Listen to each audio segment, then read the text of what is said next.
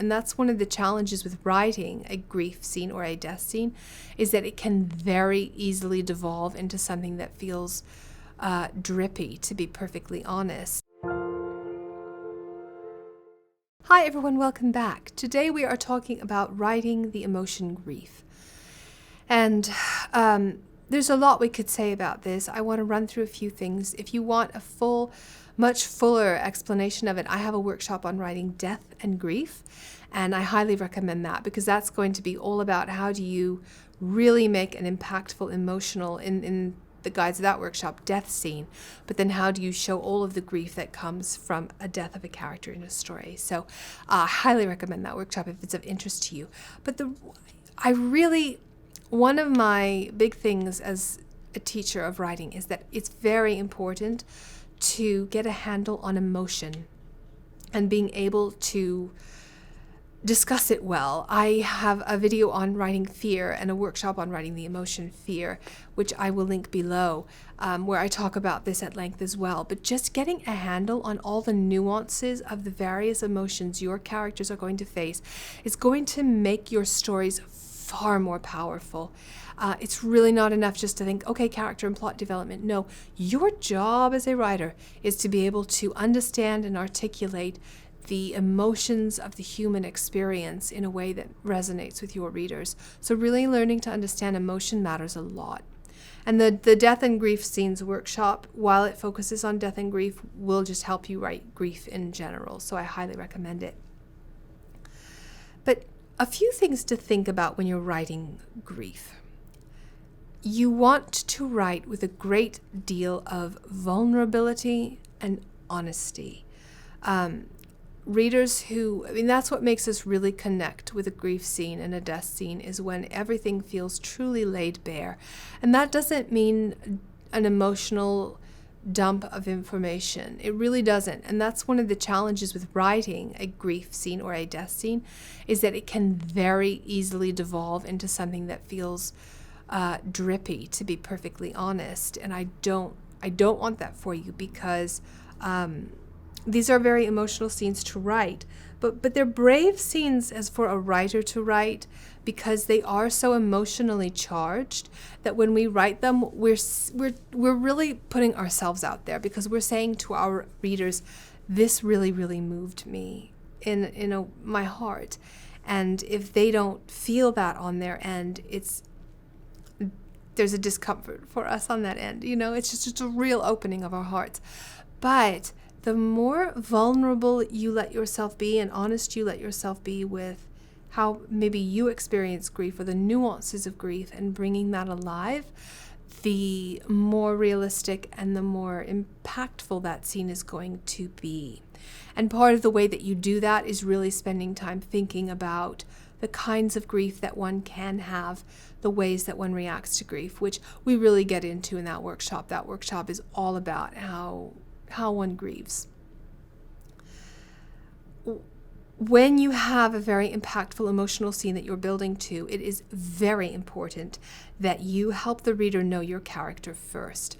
A big mistake I see writers make is that when there's that emotionally charged scene, they try to pack all of that emotion into the scene itself, and that's not helpful. You need to build to that scene, and you do that by making me deeply care about the character, over whom I am grieving or who I am grieving with. If I don't care about that character, then it's really not going to be terribly helpful. So you really want to make sure you have fleshed out that character.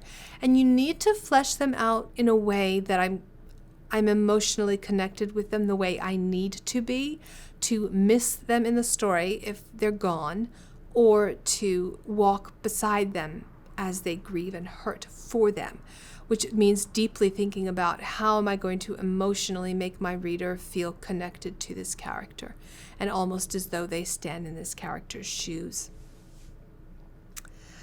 You also want to show the development and then the fruit of that grief. This is very important because you still have to keep your story moving.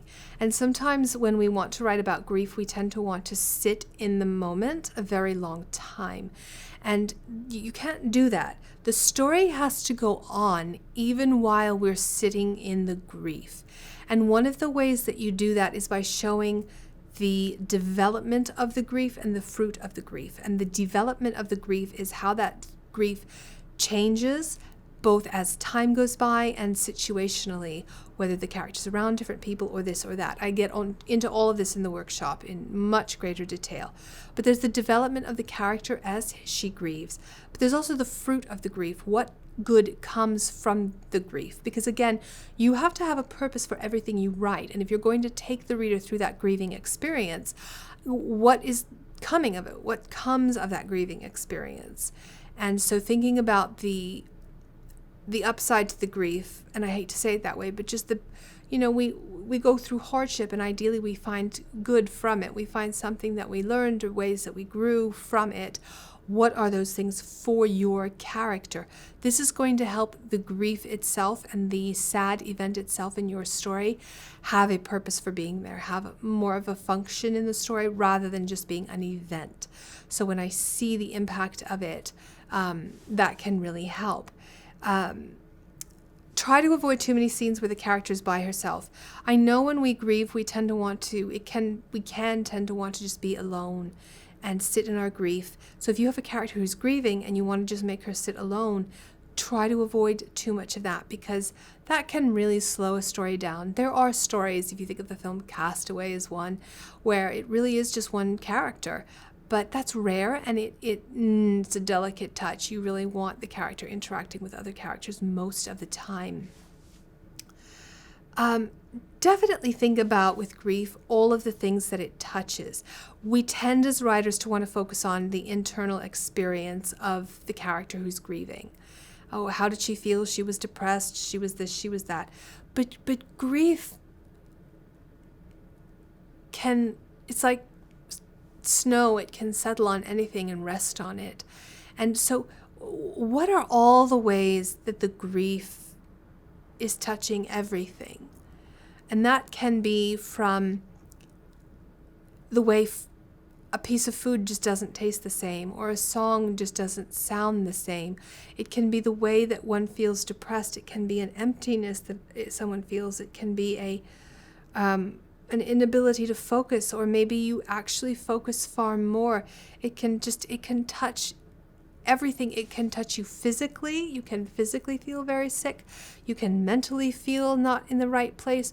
The world can feel different. Grief hits everything. And then when you think about the fact that maybe that character's not grieving alone, and people grieve in different ways, so everything, it's like the whole world is off kilter.